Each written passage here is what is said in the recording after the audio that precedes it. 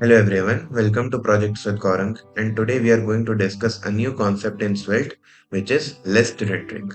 Now, almost in all real-world applications, what happens is that we have to show a list of different things like reviews, products, restaurant dishes to our users. So to do that in Svelte, we have each block. Now let's take an example to further understand it properly. So I'm making an array const names equal to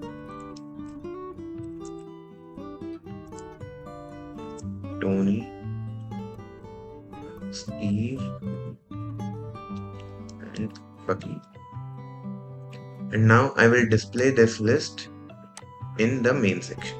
How to do that? We will use each block. So you can use this Svelte shortcut. This will be a VS Code extension. I have told that extension in previous videos, so do check them out. So we will change here items as names and name. And here simply we will remove this comment. We will write h2 and curly braces name. Save it, and now here you can see we have list. Now if you want to display numbers like 1, 2, so we also get the index here. So index we get, and I can show index also here. Index plus 1 because it is zero based indexing. Save it, and here you can see I have a numbered list. You can put anything here. You can also put some emoji like thing, or you can put this in UL like an ordered list. So let me show you that to you also. Cut this, paste it here,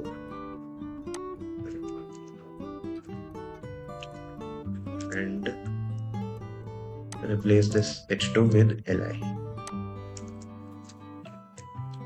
Save it, and see, now we have these unordered list. So we can remove this index if you see, we have an ordered list. Similarly, ordered list, for that you have to replace this ul with ol. Now we have seen how to display an array or render an array, but most of the times you will see objects. So let me show you the objects also. Const full names equal to first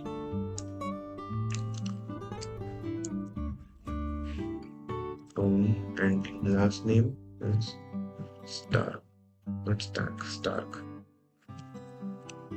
Then first will be Steve and last will be Rogers. And last one, first will be Bucky and last will be Barnes. So to display this list, let me comment it first. We will use the same each block. Here we will write full names, and here I will write full name.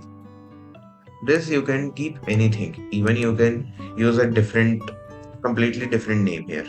Let's suppose we can use some random name like this.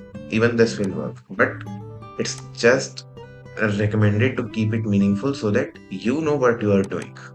So I will remove this and keep a meaningful name. Remove this comment, h2, and I will open two curly braces. So full name dot first and full name dot last. Save it. After saving, you can see here we have Tony Stark, Steve Rogers, and Bucky Barnes. Even you can use index also here. So let me show that part also to you. Index and index plus 1. So save it, And see, we have that. Now, one more thing in lists is a key attribute. Now, what is a key attribute? Key attribute is nothing, it's a kind of variable which is used in backend by many packages. It's not like it is very Svelte specific, even React, Next.js, these kind of packages also use this in a different way. So, what key is doing here is that it is helping the browser to understand and to effectively render the list. See, here we are just only displaying the list. Here it is not mandatory or not even useful to use a key element or a key attribute. But when our lists are mutable, like there are some additions, some removals, some deletion, some updation in the list, for that the key attribute becomes a crucial thing, because if it is not there, it will show erroneous results on the UI, and it will also be very inefficient in the backend also. So it is increasing the efficiency and accuracy of your list rendering. I can't display that example right now because it requires some more concepts which we are going to study in future videos. So after that, I will create a demo so that you can see why key element is so important. So that's all for this video. We will meet in next one. Till then, bye.